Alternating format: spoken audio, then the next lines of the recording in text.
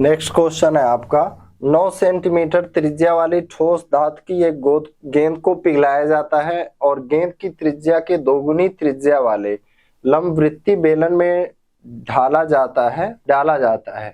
बेलन का वक्र पृष्ठीय क्षेत्रफल क्या है? ये ढाला जाता है, ठीक है। मतलब आप एक ठोस धातु की गेंद को क्या कर रहे हैं? बेलन बना रहे हैं और बेलन का त्रिज्या गोले की त्रिज्या का दोगुना है। बेलन का वक्र पृष्ठीय क्षेत्रफल क्या है? ए solid metal ball of radius 9 centimetre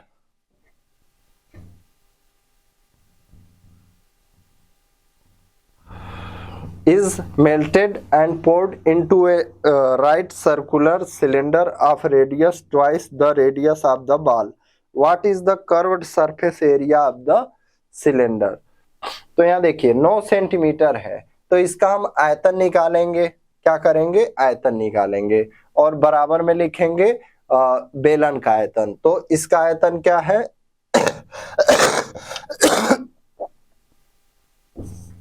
4/3 pi are पे क्यू, यानी 9 गुणे 9 गुणे 9। और बेलन का आयतन क्या होता है? पाई आर स्क्वायर। इसका जस्ट त्रिज्या डबल है, यानी 18 गुणे 18 और गुणे यहाँ पे h। अब देखिए पाई से पाई काट दीजिए, 3 से इसको काटेंगे 3 बार, 3 से यहाँ काटते हैं 6 बार, 9 से 2 बार, 2 से इसको 2 बार, 2 से इसको काटते हैं 3 बार। अब कुछ बचा क्या? 3 से काटेंगे 3 बार, यानी h का जो वैल्यू आ गया कितना आ गया? 3 आ गया। बेलन का ऊंचाई कितना आ गया? ये आ गया इसका ऊंचाई 3 और त्रिज्या 18। अब हमसे क्या पूछ रहा है? बेलन का वक्र पृष्ठीय क्षेत्रफल। तो वक्र पृष्ठीय क्षेत्रफल का फार्मूला क्या होता है? 2 पाई आर एच। आर कितना है? 18, एच कितना है? 3। तो गुणा करेंगे 18 36 तिया 108 पाई। यही हमारा आंसर भी है। क्या है? 108 पाई जो है हमारा आंसर भी है। नेक्स्ट कह रहा है एक निश्चित राशि x% चक्रवृद्धि ब्याज की दर से 2 वर्ष में 12,096 और 3 वर्ष में 12,852 रुपए होती है।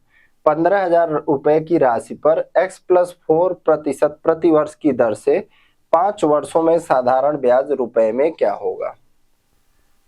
A certain sum at the rate of x% compound interest per annum becomes rupees 12,096 in 2 years and rupees 12,852 in 3 years. What will be the simple interest in rupees on an amount of 15,000 at the rate of x+4% per annum in 5 years?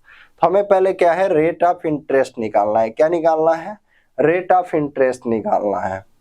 तो देखिए हम क्या करेंगे यहाँ पे। अब आप देखिए 2 साल में इतना, 3 साल में, तो समय का अंतर कितना है? 1 वर्ष। तो ये आप साधारण ब्याज की तरह भी कर सकते हैं। क्या करेंगे? 12,852 में से 12,096 को घटा देते हैं। 12,852 में से 12,096 बोल रहा है कंपाउंड इंटरेस्ट, लेकिन x% प्रति वर्ष है और समय का डिफरेंस 1 ही वर्ष है। हमें दर पता चल जाएगा। यहाँ पे 12 में से 6 गया 6, 14 में से 9 गया 5, यहाँ पे 7, 756 रुपए ब्याज मिल रहे हैं। किस पे? 756 रुपए ब्याज मिल रहे हैं। 12,096 रुपए पे कितना परसेंट तो हमें पता नहीं है, परसेंट हमें पता करना है। 1 वर्ष है गुणे आर और बटे 100।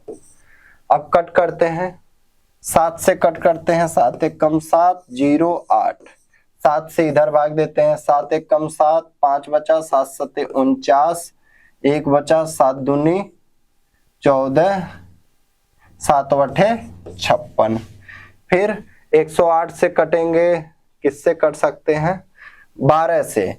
12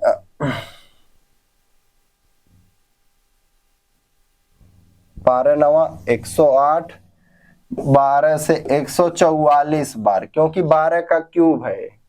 अब r बराबर क्या आ जाएगा हमारा, r बराबर कितना आ रहा है, ये तो बहुत कम आ रहा है। अच्छा ये 100 अभी बचा हुआ है, r बराबर 900 और बटे में 144। 9 से कट करेंगे, 9 से इसको 100 बार, इसको 16 बार, फिर 4 से कट करेंगे 25 बार और ये 4 बार। 25 बटे 4 का वैल्यू क्या होता है, 6.25%। क्या, 6.25%। अब हमें देखिए क्या करना है, x प्लस 4%, यानी 6.25 में 4 जोड़ देंगे तो ये क्या हो जाएगा, 10.25%। इसका स्क्रीनशॉट लिख लीजिए। अब हमारा रेट ऑफ इंटरेस्ट क्या हो जाएगा, 10.25%।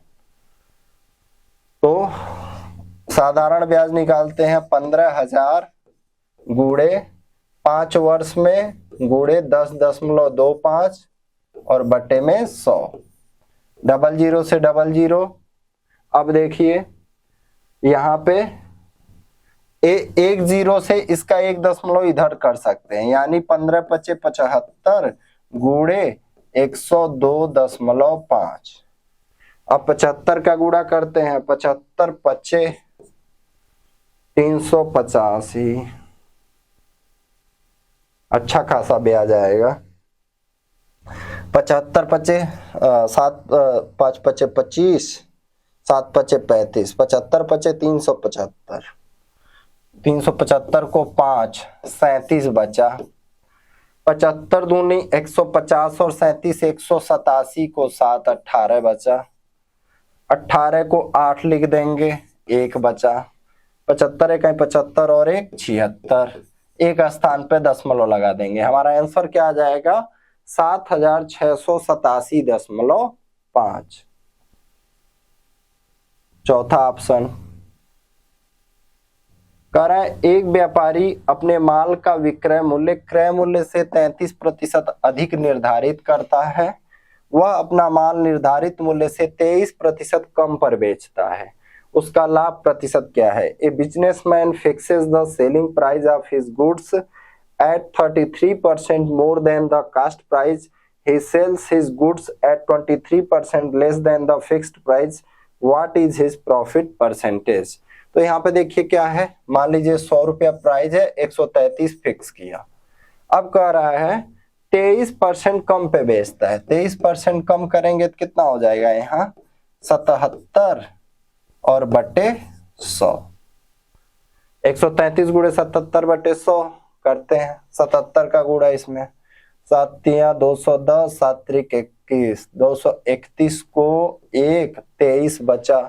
फिर वही आ जाएगा 231 और 23, 254 को 4, 25 बचा। 77 × 77 और 25, 102। और यहाँ पे बटे हमारा कितना आ जाएगा, 100। अब 100 से भाग देंगे, ये आ जाएगा 102.41, यानी इसको कितना फायदा होगा, 2.41%, यानी 2.4% उसको लाभ होगा। 100 रुपए का चीज आप 102.41 में बेचे, आपको 2.41% का फायदा होगा। कह रहा है ए का वेतन बी के वेतन से 38% अधिक है। बी का वेतन ए के वेतन से कितना प्रतिशत कम है। A salary is 38% more than B salary, B salary is what percent less than A. तो आप इसको डायरेक्ट क्या करेंगे, 38 बटे 138, यानी 100 में 38 जोड़ देंगे जब यहाँ पे अधिक दे दिया, और गुणे 100। अब ए आप लोगों के लिए होमवर्क रहेगा, कर लीजिए इसको। 2 से 19 बार, 2 से कटेंगे इसको 69, 1900 में 69 का भाग देना है। पहले भाग जाएगा 2 बार, 69 दूने फिर यहाँ 138 आ जाएगा। यहाँ पे कितना आ जाएगा, 52, 7 × 56, 7 बार जाएगा। 7 × 9 = 63 को 3, 7 × 6 = 42, 6 × 48। फिर यहाँ पे 10 में से 3 गया 7, 11 में से 8 गया 3, 370। 7 पच्चे 35, 5 बार, यानी लगभग 28%। क्या 28% कम है। कितना 28, 27.5% या 28%। कह रहा है अमित एक वस्तु को 167.4 रुपए में बेचकर 24% का लाभ अर्जित करता है। 38% का लाभ प्राप्त करने के लिए वस्तु के विक्रय मूल्य में कितने रुपए की वृद्धि की जानी चाहिए। Amit earns a profit of 24% by selling an article for rupees 167.4. By how much rupees should the selling price of the article be increased to get a profit of 38%? तो क्या करेंगे, पहले हम इसका मूल्य निकाल लेते हैं। 167.4 गुणे 100 और बटे 124, 4 से 25 बार, 4 से आपका 31 बार। 31 से निश्चित कटेगा क्योंकि प्रश्न कटने के लिए ही देता है। 31 पच्चे 155, 12 बचा, 31 चौका 124, 25 का 54 में गुणा करेंगे, 25 चौका 100 को 0, 10 बचा, 25 पचे 125, 10 135, यानी उस वस्तु का मूल्य कितना है 135 रुपया है। अब कह रहा है कि 38% का लाभ, तो क्या करेंगे हम 135 गुणे 38% लाभ चाहिए तो 138 बटे 100 करते हैं। 5 से 27 बार, 5 से 20 बार, 2 से 10 बार, 2 से 69, 27 का 69 में गुणा करते हैं। कितना आ जाएगा आपका 27 नवा 243, 27 9 243 को 3, 24 बचा, 27 छक्का कितना आ जाएगा 27 दूनी 20 छक्का 120, 7 छक्का 162, 162 में 24 जोड़ेंगे 186 और दशमलव 10 से भाग दे देंगे तो यानी 186.3 अगर गुणा भाग हम लोगों का सही रहा तो। अच्छा, विक्रय मूल्य में कितने रुपए की वृद्धि, हमारा कितना आया था 186.3 आया था, तो 186.3 में से 167.4 घटा देते हैं।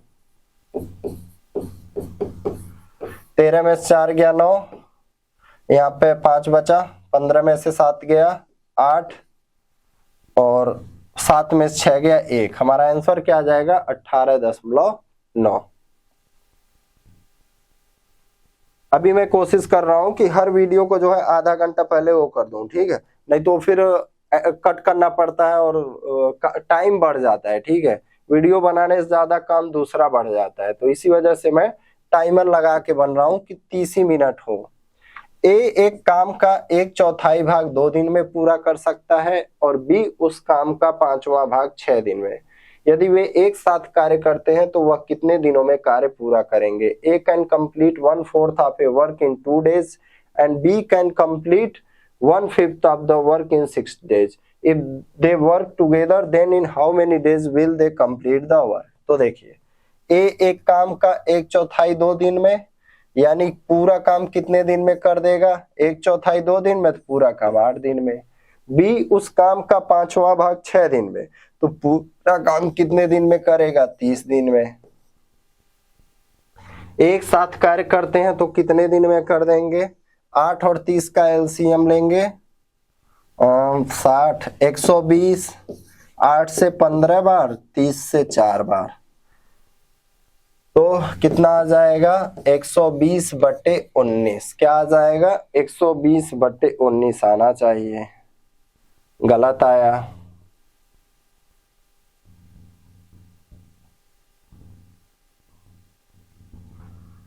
ए एक काम का 1/4 भाग 2 दिन में, तो ए जो है कितना दिन में 8 दिन में करेगा, बी 30 दिन में करेगा।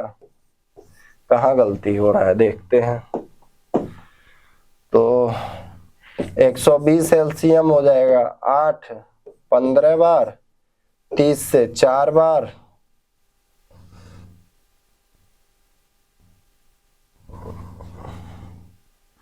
A can complete 1/4, B can complete 1/5। 5वां भाग 6 दिन में, 5-6 दिन में तो 30, A 8 दिन में। देख लेते हैं कुछ गलत ना हो। चौथाई भाग 2 दिन में था, 8 दिन में। 8 से 15 बटे 120, 30 चौके 120। हमारा 120/19 ही आ रहा है। ठीक है, बाकी इसमें जो भी दिया हो, अगर आपको कुछ गलती लगता है तो कमेंट करना। मेरा तो 120/19 ही आ रहा है यार।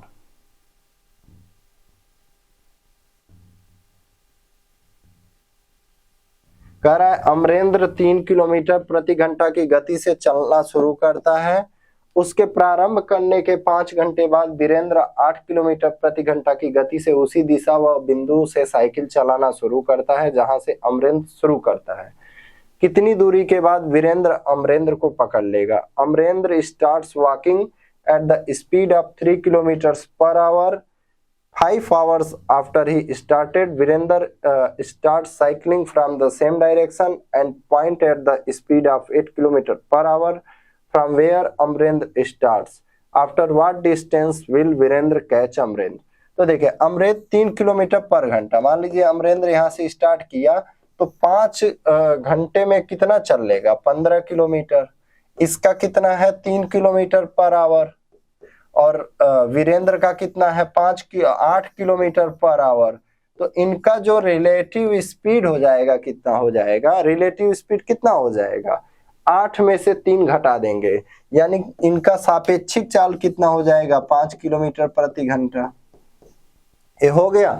अब देखिए कितनी दूरी अमरेंद्र आगे निकल गया है। अमरेंद्र जो आगे निकल गया है 15 किलोमीटर, यानी इनके बीच दूरी कितनी बन गई है? वीरेंद्र यहीं है, अमरेंद्र यहां पहुंच गया, यानी 15 किलोमीटर चल लिया।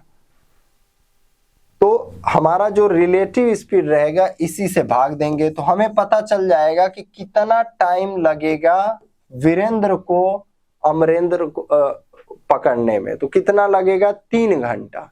तो 3 घंटे में वीरेंद्र कितनी दूरी चलेगा? 8 किलोमीटर पर घंटा के हिसाब से 8 का गुणा हम 3 में कर देंगे, यानी कि 24 किलोमीटर। कह रहा है दो संख्याओं के लघुत्तम समापवर्त और महत्तम समापवर्तक के बीच का योग और अंतर क्रमशः 512 और 496 है। यदि एक संख्या 72 है तो दूसरी संख्या क्या है? अगर आपको एलसीएम और एचसीएफ का योग पता हो और अंतर पता हो तो संख्या आप कैसे पता कर संख्या नहीं, आप क्या पता कर सकते हैं? देखिए, आप हाईएस्ट कॉमन फैक्टर पता कर सकते हैं। देखिए यहां पे मान लीजिए आपका हाईएस्ट कॉमन फैक्टर क्या है? x है। तो यहां पे आपका एलसीएम क्या हो जाएगा? यहां पे 512 और माइनस x, क्योंकि यहाँ पे दोनों का टोटल है। और यहाँ पे क्या हो जाएगा? ये अंतर है, यानी आपने एलसीएम में से आपने घटाया है। ठीक है, या इसको ऐसे भी कर सकते हैं। देखिए 512 में से हम, यानी योग और अंतर में से 512 में से 496 को घटाएंगे, हमारा क्या आ जाएगा? 16 आ जाएगा। अब क्या करेंगे? ये जो 16 आया इसको 2 से भाग दे दीजिए। क्या कर देंगे हम? 2 से भाग दे देंगे।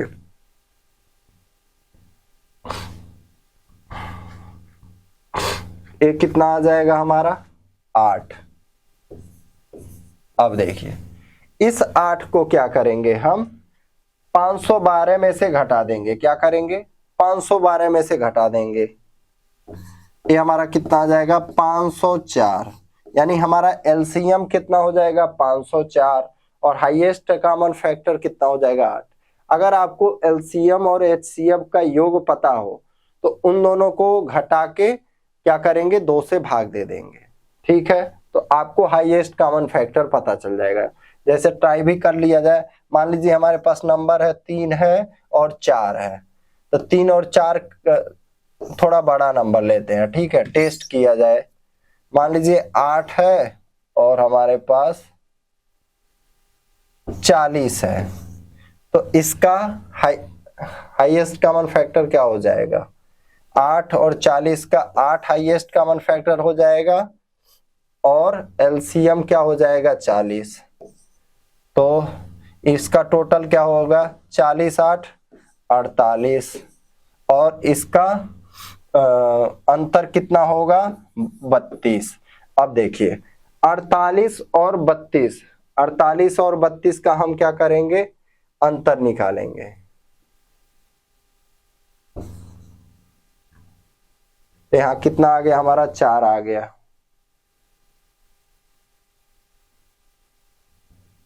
ठीक है, तो 4 से 8, 4 से 40।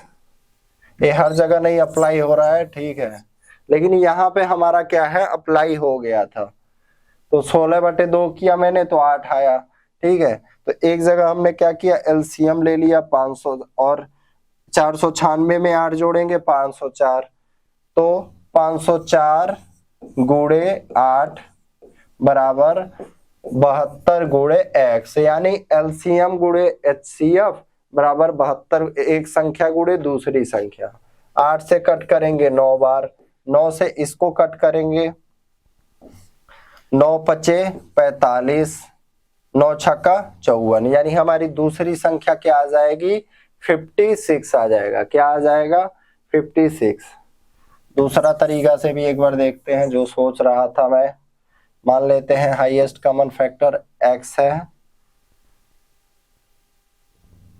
तो एलसीएम क्या हो जाएगा? 512 माइनस x, और इसमें से तो हमारा घटा ही है। 512 माइनस x का वैल्यू जो है कितना?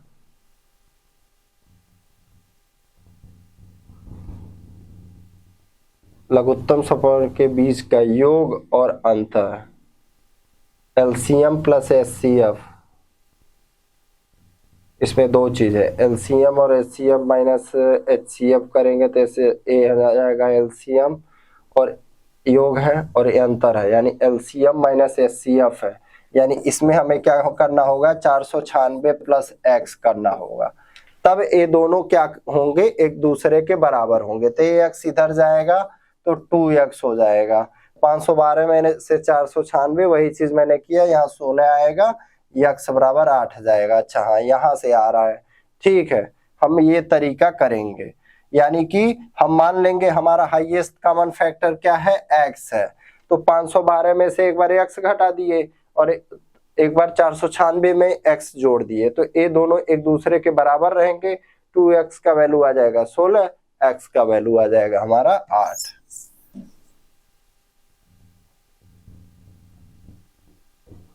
अगला क्वेश्चन कह रहा है अर्धवार्षिक और वार्षिक रूप से संयोजित 8% प्रति वर्ष की दर से एक वर्ष के लिए 50,000 रुपए पर ब्याज के बीच अंतर रुपए में क्या है? तो देखिए, जब अर्धवार्षिक होगा तब ये हमारा 4% के हिसाब से काम करेगा, और तब हमारा परसेंटेज क्या काम करेगा? +4 +4 +4 गुणे 4/100, यानी कि 8.16, यही जो आपका 0.16 बढ़ेगा, यानी आपको 50,000 रुपए का 0.16 का मान निकालना है। तो 50,000 गुणे 0.16 और बटे 100, 00 से 00 काटिए, इस 00 से इनका दशमलव हट जाएगा, यानी 5 गुणे 16, तो अंतर जो आएगा 80 आ जाएगा। कैसे? देखिए, जब 8% प्रति वर्ष एक वर्ष का रहेगा तो 8% आया, और उसमें क्या आया था? 8.16। जब अर्धवार्षिक होगा, क्या होगा? जब अर्धवार्षिक होगा तो उस तरह निकाल के, तो 8.16 में से 8% घटाया, 0.16% का 50,000 का वैल्यू निकालना था।